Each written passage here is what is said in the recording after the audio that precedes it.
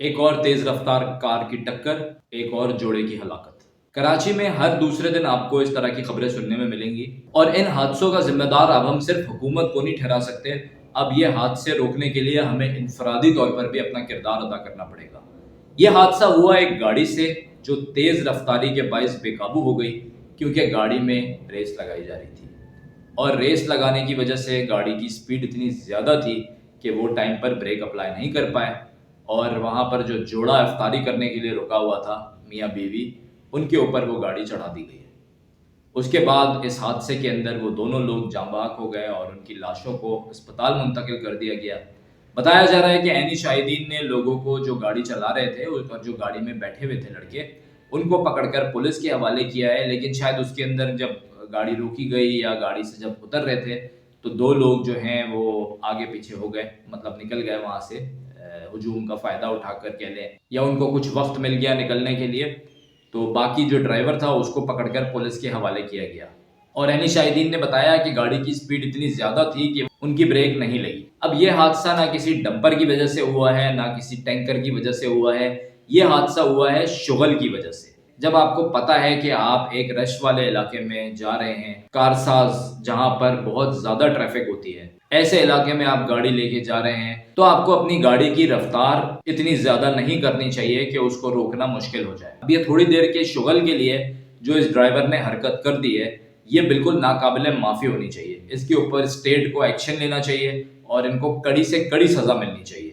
ہر بار ہم اگر معاملات کو دیت پر ختم کریں گے یا پھر راضی نامے کر کے چیزوں کو ختم کریں گے تو اس طرح کے واقعات آپ کو بڑھتے ہوئے نظر آئیں گے۔ اگر آپ پچھلے کچھ سال کا ڈیٹا دیکھیں تو آپ کو ایسے واقعات بڑھتے ہوئے نظر آئیں گے، کم ہوتے ہوئے نہیں۔ اور اس کی سب سے بڑی وجہ یہ ہے سزا کا نہ دینا، کیونکہ لوگوں کو یہ بات پتہ ہے کہ اگر ہم تھوڑے سے بھی پیسے والے ہیں تو ہم پیسے دے کر صلح کر لیں گے یا کوئی راضی نامہ کر لیں گے، یا اگر ہمارے کوئی پولیٹیکل کنیکشنز ہیں تو ان کو استعمال کرتے ہوئے کسی طریقے سے صلح کر لیں گے۔ تو آپ کو بلا تفریق ہو کر اس دفعہ سزا دینی پڑے گی۔ اگر آپ سزا دیں گے تو باقی لوگوں کو بھی سبق ملے گا۔ میں اگر فگرز اور ڈیٹا کی بات کروں تو 2025 کے جو 2 مہینے گزرے ہیں شروع کے، اس کے اندر کم و بیش 150 لوگ ہیں جو حادثات کی وجہ سے لقمہ اجل بنے، اور یہ جو نمبر ہے یہ بڑھا ہے، اس میں کوئی کمی نہیں آئی ہے۔ اگر میں ڈمپر اور ٹینکرز کی بات کرتا ہوں تو جو سال کے پہلے 45 دن تھے ان کے اندر 32 حادثات رپورٹ ہوئے ہیں۔ اب اگر یہ تاثر لیا جائے کہ اس کے اندر سرکار کچھ بھی نہیں کر رہی تو ایسا بھی نہیں ہے،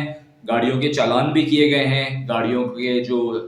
کچھ گاڑیوں کا روڈ پہ آنا بند بھی کیا گیا ہے، لیکن پھر میں یہی بات کہوں گا کہ اب یہ چیز کم ہوگی یا ختم ہوگی لوگوں میں شعور آنے کے بعد۔ اگر آپ یہ سوچیں گے کہ ساری ذمہ داری صرف حکومت کی ہے، ساری ذمہ داری صرف ٹریفک پولیس کی ہے، تو ان حادثات کو وہ پوری طریقے سے نہیں روک سکتے اگر اس کے اندر عوام دلچسپی نہیں لے گی تو۔ اب اگر کسی کی گاڑی کی رفتار تیز ہے تو اس کو پولیس نے یا حکومت نے تو نہیں بولا کہ تم تیز رکھو رفتار، وہ اپنے شغل کے لیے کر رہا ہے، کیونکہ اس کی تربیت نہیں ہے اس طرح کی، اس کو سمجھ نہیں ہے یہ کہ وہ کس علاقے میں گاڑی چلا رہا ہے، اور بریک نہیں لگی تو کیا نقصان ہو جائے گا۔ لوگ ہمیشہ سوچتے ہیں یار کچھ نہیں ہوگا، بس 2 منٹ کی تو بات ہے، تھوڑی سی تیز چلا لیتا ہوں، یہاں سے نکل جاتا ہوں، آگے جا کے گاڑی سلو کر لوں گا، یا رش نہیں مل رہا تو وہ سمجھتا ہے کہ بس سڑک پہ بھگائے جاؤ۔ یہ نہیں سوچتا اگر کوئی اچانک سامنے آ گیا یا گاڑی بے قابو ہو گئی، اس صورت میں گاڑی کس طریقے سے رکے گی۔ تو یہ کچھ ایسے نکات ہیں جن کے اوپر ہمیں سوچنا پڑے گا اور سنجیدگی سے عمل کرنا پڑے گا۔ کوشش کریں اگر باہر نکل رہے ہیں تو اگر آپ کے سامنے ٹریفک سگنل ہے اس کو نہ توڑیں، 2 منٹ دیر سے چلے جائیں، سڑک خالی بھی ہے تو بھی آپ کو ٹریفک سگنل کی اگر بتی لال ہے تو آپ نے وہاں رکنا ہے، گاڑی چلانی نہیں ہے، بھلے سڑک خالی ہے یا سڑک بھری ہوئی ہے۔ جب ان چیزوں کے اوپر ہم عمل کرنا شروع کریں گے تبھی ہم ٹریفک کے قوانین کی پابندی کر سکیں گے۔ میں نے 2 دن پہلے جو ویڈیو بنائی تھی جس کے اندر ایک حادثہ رپورٹ کیا تھا جس میں ایک پورا خاندان ٹینکر کی لپیٹ پہ آ گیا تھا، جس میں 9 مولود بھی تھا، اس ویڈیو میں بھی میں نے اس بات کا تذکرہ کیا تھا کہ ہمیں جو ہماری اسکول وینز ہیں اس بات کو یقینی بنانا چاہیے کہ وہ کسی قیمت پر بھی غلط نہیں جائیں گی، کیونکہ جو بچے بیٹھے ہوئے ہیں اس کے اندر وہ کل کو مستقبل کا معمار ہیں۔ اور آج بھی میں یہ بات دوبارہ دہراؤں گا کہ ہمیں اس چیز کو یقینی بنانا ہوگا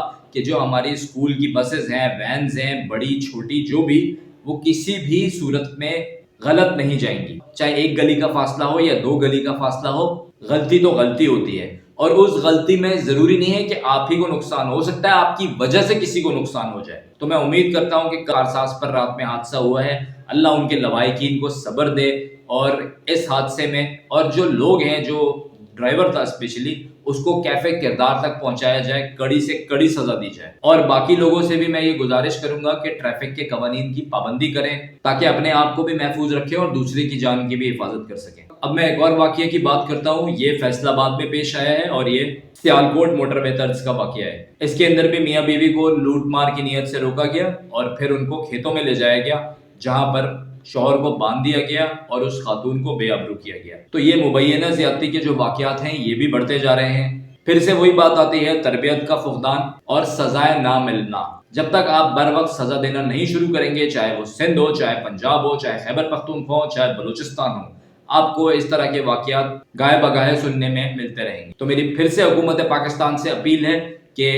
جتنے بھی جرم ہو رہے ہیں کہ ان تمام عناصر کو کیفے کردار تک پہنچایا جائے اور ان کو کڑی سے کڑی سزا دی جائے۔ ایک اور خبر آپ کے ساتھ شیئر کریں گے، انسانی دودھ بینک کے قیام پر جو فیصلہ ہے وہ آئندہ اجلاس میں ہوگا۔ بہت سے ایسے بچے ہیں جو اپنی ماں سے محروم ہو جاتے ہیں، تو ان کے لیے اس چیز کا آغاز کیا جا رہا ہے کہ جو ماں کا دودھ ہے اس کو پریزرو کر لیا جائے، اس کو سٹور کر لیا جائے یا اس کو کہیں پر رکھ لیا جائے، تاکہ وہ بچے جو بغیر ماں کے بڑے ہو رہے ہیں، جن کی ماں حیات نہیں ہوتی، تو وہ بچے اس چیز سے فائدہ اٹھا سکیں اور وہ دودھ ان بچوں کے لیے دستیاب ہو۔ تو اب یہ انسانی دودھ بینک جو ہے اس کو عمل میں لانا ہے یا نہیں لانا ہے، اس بارے میں اجلاس ہونا ہے، اور امید کرتے ہیں کہ اس میں جدید دور کے تقاضوں کا بھی خیال رکھا جائے گا۔ باقی تو ظاہر ہے جو لوگ اجلاس کر رہے ہیں، علماء کرام اس کے اندر موجود ہیں، وہ زیادہ بہتر اس بات کو سمجھیں گے۔ تو ابھی تک کی خبر یہ ہے کہ اس کا فیصلہ اجلاس میں ہونا ہے۔